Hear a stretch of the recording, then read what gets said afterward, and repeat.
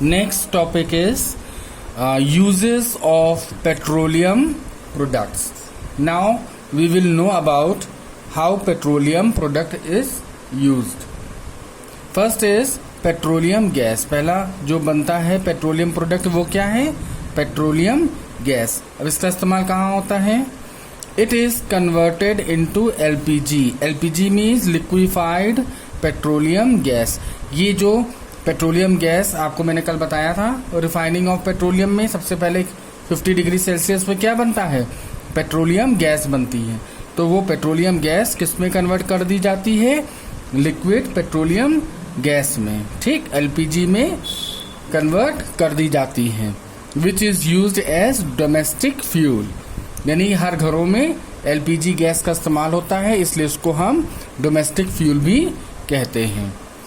It is also used an industrial fuel. इसे हम industrial area में भी इसका हम इस्तेमाल करते हैं. ठीक. नेक्स्ट है केरोसिन. केरोसिन ऑयल यानी मिट्टी का तेल. मिट्टी का तेल कहाँ इस्तेमाल किया जाता है? It is mostly commonly used as a domestic fuel and for lightning. ये डोमेस्टिक फ्यूल की तरह इसको इस्तेमाल किया जाता है. और जैसे पुराने घर में, जैसे पुराने टाइम पे जो स्टोव वगैरह यूज किए जाते थे तो उसमें मिट्टी का तेल डाला जाता था. तो उससे मिट्टी का तेल डाल करके स्टोव को जलाया जाता था, तब खाना वगैरह बनता था. अब तो खैर स्टोव वगैरह नहीं मिलेंगे, लेकिन जिसके यहाँ पहले थे तो उसके यहाँ मिल जाएंगे. ठीक है. हालांकि आज लोग इस्तेमाल नहीं करते. तो मिट्टी का तेल पहले स्टोव में डालने के काम आता था, और साथ ही साथ लैंप वगैरह में. ठीक है, लाइटनिंग लैंप वगैरह में. और या गांव के लोग अधिकतर कुप्पी बनाते थे, है ना. एक बोतल ले करके उसमें केरोसिन ऑयल डाल करके और उसमें एक नारा डाल देते थे, और नारे को ऊपर ढकनी से अटैच कर देते थे, फिर जलाते थे. तो लाइटनिंग के लिए इस्तेमाल किया जाता था. तो इस तरह से हम केरोसिन ऑयल का इस्तेमाल करते हैं.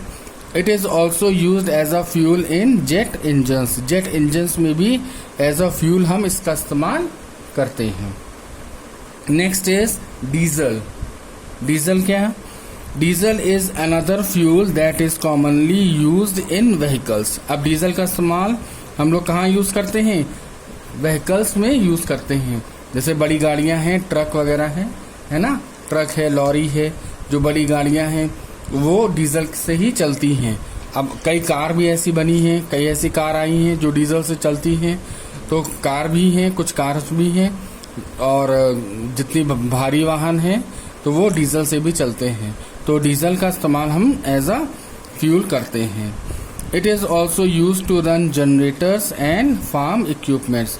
जनरेटर और फार्म इक्विपमेंट्स यानी कि जो फार्मर लोग यूज करते हैं, तो उसको भी चलाने के लिए इंजन वगैरह में ये डीजल पड़ता है, जिससे कि इक्विपमेंट चलते हैं. ठीक है.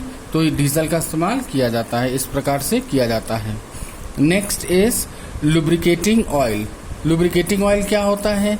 जैसे कि कुछ तेल ऐसे होते हैं जिनका इस्तेमाल केवल जंग, जैसे कहते नहीं लोहे की चीजों में जंग लग जाती है, तो जंग को हटाने के लिए, ताकि उसमें जंग ना लगे, तो एज अ लुब्रिकेटिंग ऑयल हम इस्तेमाल करते हैं. It is use as lubricants in machines and vehicles. यानी मशीनों में और व्हीकल्स में हम लुब्रिकेटिंग ऑयल का इस्तेमाल करते हैं, जिससे कि उसमें जंग ना लगे. Next is paraffin wax. अब पैराफिन वैक्स क्या होता है?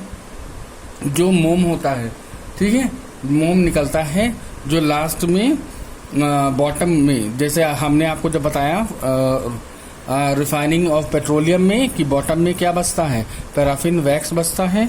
तो वो पैराफिन वैक्स को हम इस्तेमाल करते हैं कैंडल्स बनाने में.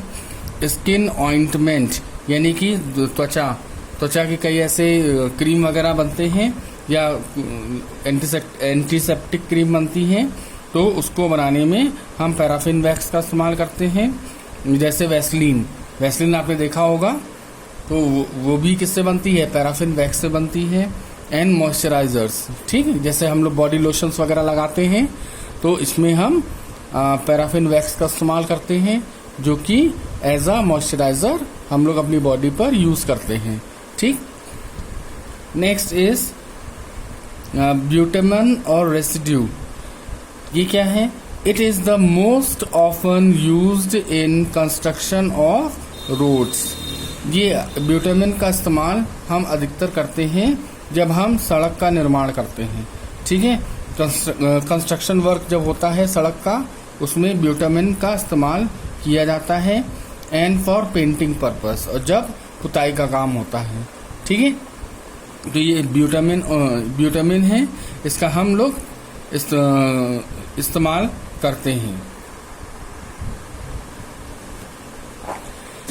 In addition to these products, fractional distillation of petroleum yield many other chemicals compound which are further used in making medicines, drugs, cosmetics, paints, plastics and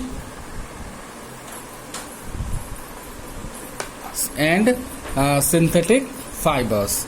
means जब फ्रैक्शनल डिस्टिलेशन प्रोसेस होती है तो उसी के residue से residue भी होता है, और कई ऐसी चीज़ें फॉर्म होती हैं जिससे कि हम मेडिसिन, ड्रग्स, ये सब प्लास्टिक्स, इन सब का हम निर्माण करते हैं।